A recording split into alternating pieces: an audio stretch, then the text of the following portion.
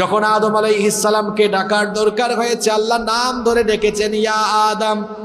যখন নূহ নবীকে ডাকার দরকার হয়েছে আল্লাহ বলেছেন ইয়া নূহ হুবিতু বিসালামিন মিন্না। যখন মুসা নবীকে ডাকার দরকার হয়েছে আল্লাহ বলেছেন ইয়া মুসা ইন্নী আনাল্লাহু রাব্বুল আলামিন। যখন দাউদ আলাইহিস সালামকে ডাকার দরকার হয়েছে আল্লাহ বলেছেন ইয়া দাউদ ইন্না জাআলনাকা খলিফাতান ফিল আরদ। যখন ইব্রাহিম আলাইহিস সালামকে ডাকার দরকার হয়েছে আল্লাহ ডেকেছেন ইয়া ইব্রাহিম ক্বাদ সাদ্দাকতার রুয়া ইন্না কাযালিকা নাজজিল মুহসিনিন। ইব্রাহিম আলাইহিস সালামকে আল্লাহ নাম ধরে রেখেছেন। যখন লূত আলাইহিস সালামকে ডাকার দরকার হয়েছে বলেছেন ইয়া লূত। ইয়াহইয়া আলাইহিস সালামকে ডাকার দরকার হয়েছে আল্লাহ বলেছেন ইয়া ইয়াহইয়া খুযিল কিতাবা বিকুওয়া। যখন জাকারিয়া আলাইহিস সালামকে ডাকার দরকার হয়েছে ডেকেছেন ইয়া জাকারিয়া।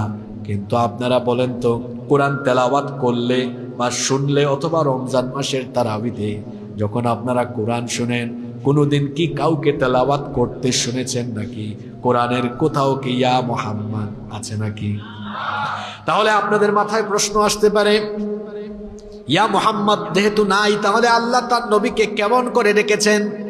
আল্লাহ তাআলা যখনই তার নবীকে ডাকার দরকার হয়েছে নবুয়ত এবং রিসালতের বিশেষণকে বিশেষায়িত করে সম্বোধন করেছেন। যেমন আল্লাহ তাআলা যখন ডাক দেওয়ার দরকার হয়েছে এভাবে তার নবীকে ডেকেছেন ইয়া আইয়ুহান নাবিয়্যু হাসবুকাল্লাহু ওয়া মানিত্তাবা'আকা মিনাল মুমিনিন। আল্লাহ ডেকেছেন ইয়া আইয়ুহান নাবিয়্যু, হে আমার নবী। অথবা আল্লাহ এভাবে ডেকেছেন ইয়া আইয়ুহার রাসূলু বাল্লিগ মা উনজিলা ইলাইকা মির রাব্বিক। এখানে আল্লাহ বলেছেন ইয়া আইয়ুহার রাসূল। যখন ডাকার দরকার হয়েছে বলেছেন হে আমার নবী, অথবা ডেকেছেন হে আমার রাসূল। আর শোনেন মাঝে মাঝে আবার আল্লাহ তাআলা অবস্থা বুঝে ব্যবস্থা নিয়েছেন। সেটা কিরকম? আল্লাহর নবীর কাছে যখন হেরা গুহায় সর্বপ্রথম জিবরিল আমিন ওহী নিয়ে আসলেন, এরপরে কয়েকদিন ওহী নাজিলের ধারাবাহিকতা বন্ধ ছিল। এটাকে বলা হয় ফাতরাতুল ওহী, ওহীর বিরতিকাল। আল্লাহর নবী হেরা গুহা থেকে আসা যাওয়া করেন, কিন্তু জিবরিলের সাথে দেখা সাক্ষাৎ হয় না।